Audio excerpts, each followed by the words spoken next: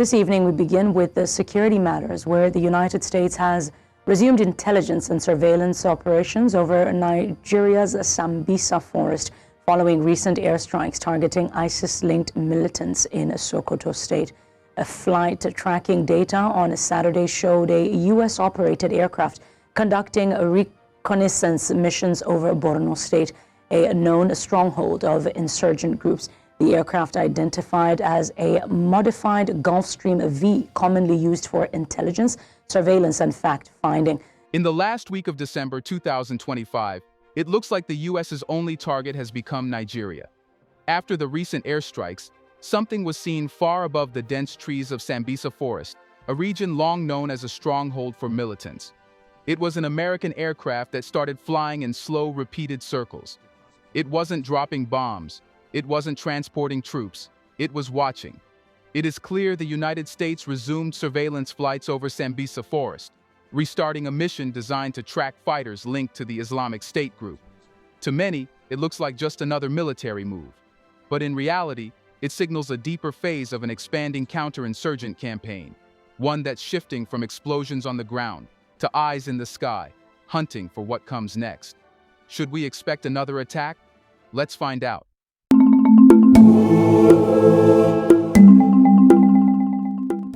It started quietly, the way most big operations do.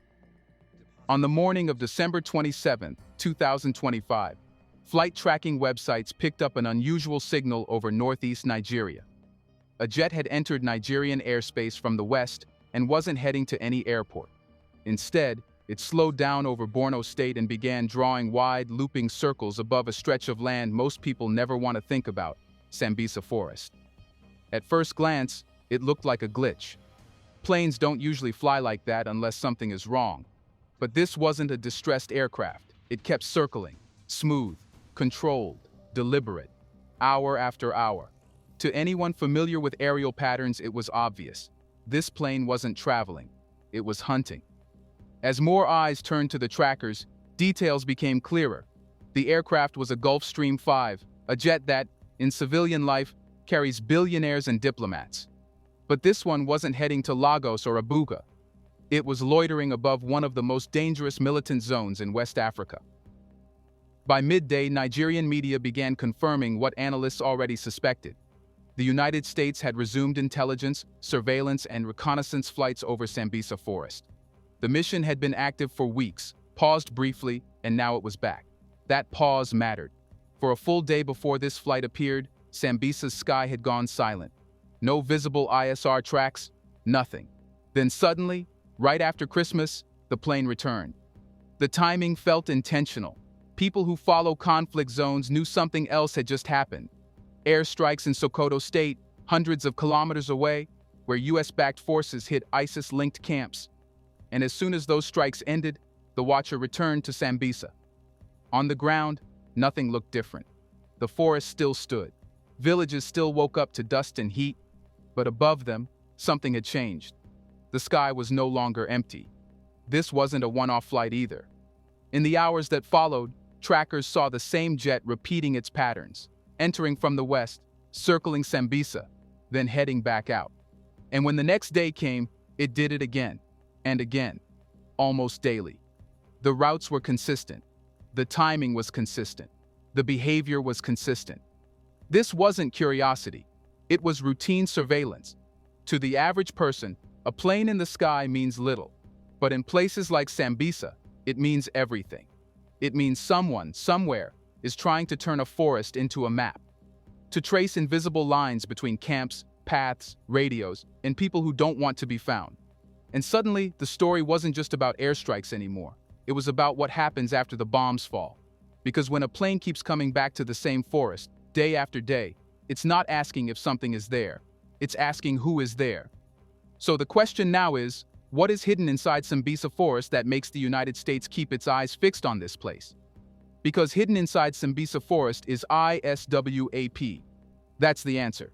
The Islamic State West Africa province isn't just operating around Sambisa. It has built itself into the forest. Over years of fighting, losing territory, splintering, and regrouping, ISWAP turned this stretch of dense bushland into one of its most reliable sanctuaries. When pressure rises elsewhere, fighters slip back here. When attacks are planned, they often begin here. When wounded need to disappear, they are brought here. That's why the plane keeps coming. From the sky, Sambisa looks like endless green. From inside, it's a maze of narrow paths, hidden clearings, makeshift camps, and routes only locals and militants truly know. Nigerian troops have fought for years to clear it, only to see fighters melt away and reappear months later. The U.S. surveillance flights are designed to break that cycle. The Gulfstream 5 circling above isn't searching randomly. It's collecting signals, radios switching on, phones lighting up, bursts of communication that reveal where people are gathering. It's capturing imagery, faint movement under trees, patterns of footpaths, and heat signatures at night. And over time, those pieces turn into something powerful, a live picture of how ISWAP moves and survives. This is why analysts say the mission is focused squarely on ISWAP. ISWAP is the priority target because it remains the most organized, most lethal, and most connected insurgent force in Nigeria today. ISWAP fighters still launch attacks on military bases. They still ambush convoys. They still raid villages. And they still dream of expanding their influence across the Lake Chad region. For them, Sambisa is not just a shelter, it's strategic depth, a place to regroup when hit, to absorb losses, and to prepare the next move. That's what makes the return of the surveillance flight so dangerous for them. Because unlike ground patrols, the sky doesn't get tired. It doesn't need roads. It doesn't negotiate with terrain. It just keeps watching, waiting for patterns to repeat. And patterns always do. What's especially telling is that these flights didn't start after Sokoto. They started before. Since late November, the same jet has been seen almost every day. That means the US was already building a picture of ISWAP activity in Sambisa long before bombs fell in the northwest. Sokoto wasn't the beginning. It was one chapter in a larger story. Now, after those strikes, the watching has intensified. The question for ISWAP is no longer whether they can hide. It's whether they can hide without being mapped. And that leads straight to the next question. If this surveillance is so focused and deliberate, how exactly does it connect to the airstrikes that just happened in Sokoto? Because Sokoto was where the watching finally turned into fire. That's how it connects. For weeks, the sky had been collecting pieces, signals, routes, patterns, whispers, moving across northern Nigeria and the Sahel. Then, on Christmas night, December 25th, the picture became clear enough for action. US-backed airstrikes slammed into ISIS-linked camps in Sokoto State, far away from Sambisa, but tied to the same militant network. The targets weren't random. They were camps used by fighters moving between the Sahel and northwest Nigeria, staging points, transit hubs, and temporary shelters for militants linked to the Islamic State. And right when those strikes began, the eyes over Sambisa went dark. For one day, the forest had no visible watcher in the sky. That pause wasn't hesitation. It was coordination. In modern operations, surveillance and strikes don't compete for attention. They take turns. Intelligence builds the picture. The strike delivers the blow. Then surveillance returns to see what the blow changed. That's exactly what happened here. As soon as the Sokoto strikes ended, the Gulfstream 5 was back over Sambisa on December 27th, circling again as if nothing had happened, except everything had. Now the mission wasn't just to watch, it was to see who moved. Did fighters flee toward Sambisa? Did camps suddenly grow? Did radios light up with panic and regrouping orders? Did routes that were quiet before suddenly become busy? This is how the sky reads the ground. To someone outside, Sokoto and Sambisa look like two different stories, different states, different regions, different headlines. But in counterinsurgent planning, they are part of the same web. Fighters don't respect state borders. Networks don't stop at maps. What happens in Sokoto echoes in Sambisa. The US response shows that clearly. First, the strike to disrupt. Then the eyes catch the aftermath. That tells you something important. These flights are not defensive. They are preparatory. They are setting the stage for what comes next by shrinking the militants' room to breathe. And this also explains why the surveillance is so persistent now. After a strike, the days that follow are when mistakes happen. Fighters rush, leaders move, communications spike, safe routes are tested, That's when intelligence is richest. So Sambisa becomes the place to watch. Because if ISWAP or its allies are hurt elsewhere, this is where many of them instinctively run. The sky is waiting for that instinct. But one thing still doesn't add up. If this operation is so tightly planned, if it runs day after day, if it links strikes in Sokoto to watching in Sambisa, where is all this being coordinated from? That's the next question. Who is actually running this hunt, and from where? Let's pause for a second to say big thank you to the Black Culture Diary community, where Black voices, stories, and legacies are preserved and amplified. By becoming a member, you're not just supporting the channel, you're becoming part of a powerful cultural movement. Let's continue. It's being run from Ghana. That's where the hunt really starts. Every time the Gulf Stream Phi appears over Sambisa, it doesn't rise from Nigerian soil. It lifts off quietly from an airfield in Ghana, far to the west, then cuts across the Gulf of Guinea before slipping into Nigerian airspace. From there, it slows down, finds its corridor, and begins its long circles over the forest. Then, hours later, it leaves the same way. This detail matters more than it sounds like, because it shows this operation isn't improvised. It isn't dependent on local bases or temporary permissions. It's structured, regional, and sustained. Ghana has quietly become a logistical hub for U.S. operations in West Africa, stable, cooperative, and perfectly positioned to reach hotspots like northeast Nigeria, without ever needing to park warplanes on Nigerian runways. And the jet itself isn't flown by ordinary pilots. It's linked to U.S. special mission contractors, aviation outfits that work hand in hand with American military and intelligence agencies. Their planes look civilian, but inside, they carry systems built for one job: collecting invisible information from hostile territory, signals from radios, bursts from phones, patterns of movement, heat from the camps at night, all of it gathered silently, stored, and sent back to analysts who never see Sambisa with their own eyes, yet slowly learn every path inside it. This is how modern counterinsurgency wars are run. Not with columns of troops marching in, but with networks of data flowing out. From Ghana to the analysts, from analysts to planners, from planners back to pilots and commanders. And suddenly, a forest in Borno becomes part of a web stretching across oceans. That also explains how the US can keep flying almost daily without headlines. No convoys, no big deployments, just a plane that comes and goes, quietly doing the work. But here's the deeper point. If the eyes are American and the coordination is American, that means the most detailed picture of Sambisa, the clearest map of ISWAP's movements, may now sit outside Nigeria. That doesn't mean Nigeria is cut out. It means Nigeria is plugged into something bigger. Intelligence can be shared, targets can be discussed, operations can be aligned. Still, it shifts the balance. Because whoever holds the picture holds influence over when and how it's used. And that brings the story back to the ground. For soldiers fighting in Sambisa, for villages living near it, for a country that's battled insurgency for more than a decade. The question now becomes, what does Nigeria actually gain from this hunt in the sky? And what might it risk? Here's a reminder to please like and share the video and subscribe to our channel to watch more videos on Black culture, history, civilization, and identity. Let's continue now. Nigeria gains something it has struggled to secure for years: a clear, persistent vision over Sambisa Forest. That's the simple answer. On the ground, Sambisa is a nightmare. Thick vegetation, endless hideouts, ambushed terrain. Patrols move slowly and dangerously, often blind beyond a few meters. Drones can help, but they have limits: range, endurance, weather, and vulnerability. What the Gulf Stream V brings is different.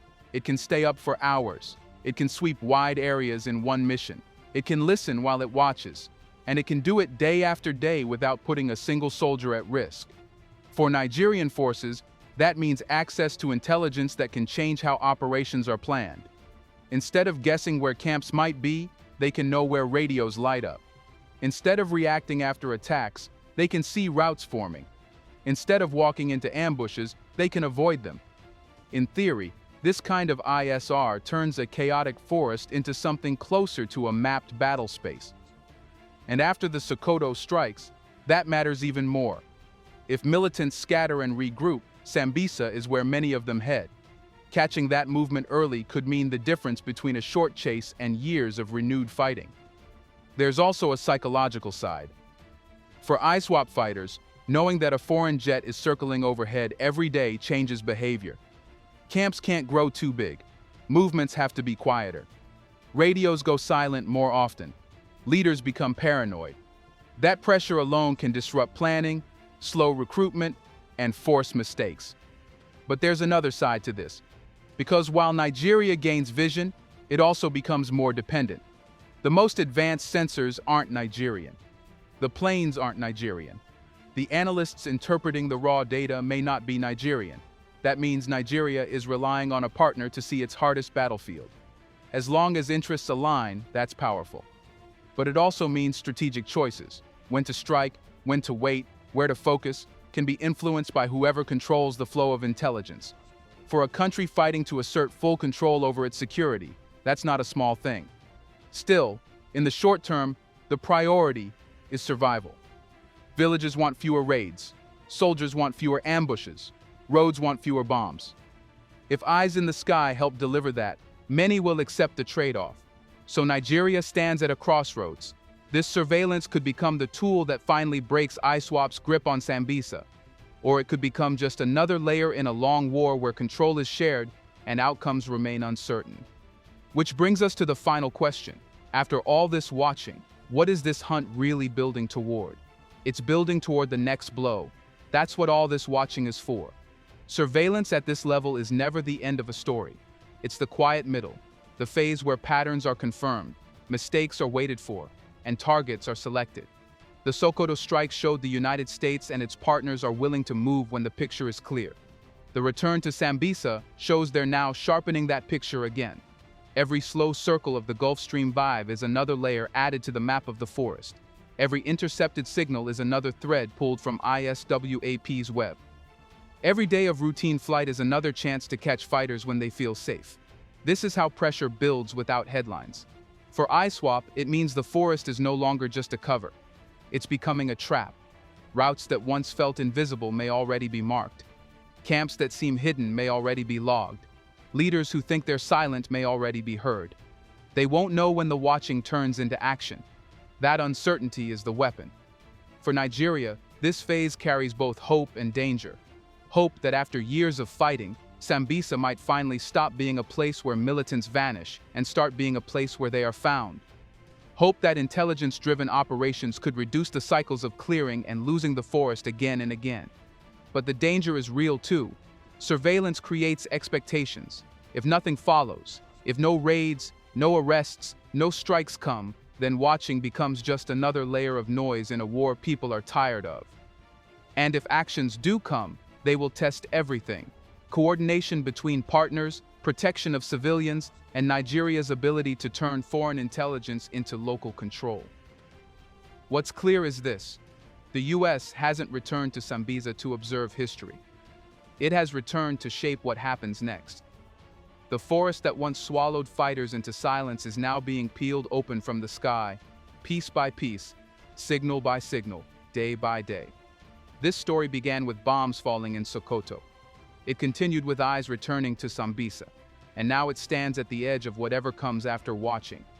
So the final question isn't whether the planes will keep flying, it's this: when the moment comes, will the next move finally change the fate of Sambisa, or will it just start another cycle in a war that refuses to end?